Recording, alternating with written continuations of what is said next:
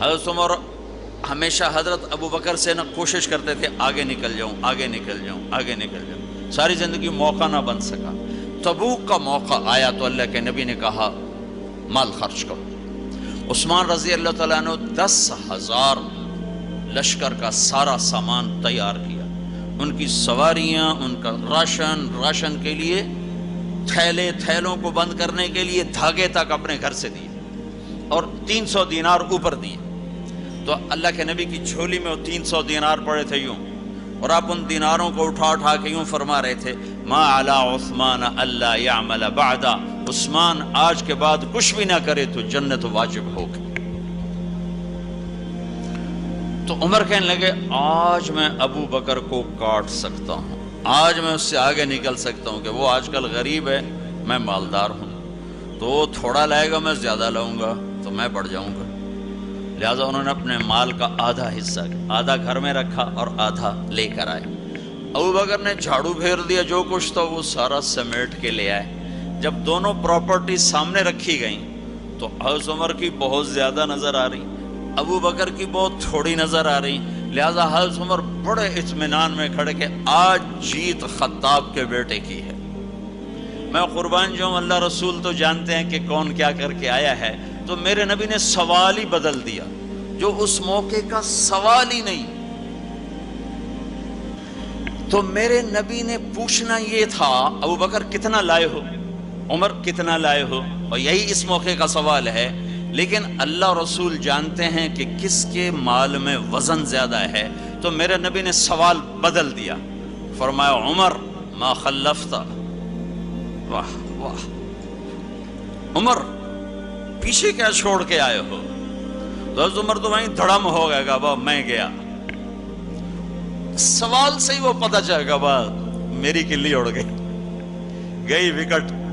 عمر ما خلفت یا ما ترکت لأہلک، یہ دونوں الفاظ ہیں، پیچھے گھر والوں کے لیے کیا چھوڑا؟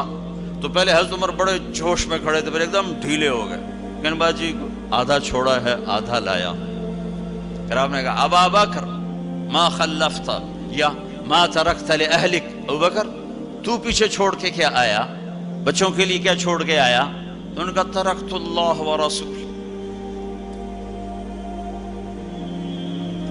میں تو اللہ اس کے رسول کو چھوڑ کے آیا ہوں، باقی سب کچھ لے آیا۔ تو اس پر عمر کہنے لگے ابو بکر میں نہیں تجھ سے آگے بڑھ سکتا، کوئی بھی تجھ سے آگے نہیں بڑھ سکتا۔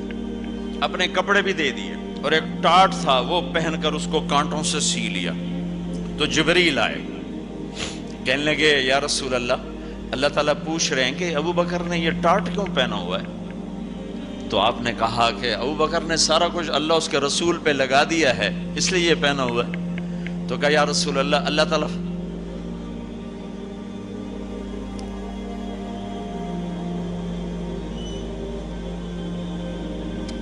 اللہ تعالیٰ فرما رہے ہیں ابو بکر سے پوچھو مجھ سے راضی تو ہے،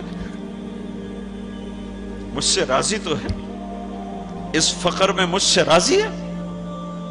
میں تو اتنا سفر کر کے آیا ہوں، حالانکہ ابھی 4 دن پہلے میں 12 ملکوں کا 10 ملکوں کا سفر کر کے آؤں، ساری ہڈیوں میں درد ہے، میں اس لیے آیا ہوں کہ چلو کوئی بخشش کا بہانہ مل جائے، کوئی بخشش کا بہانہ مل جائے، اللہ راضی ہو جائے۔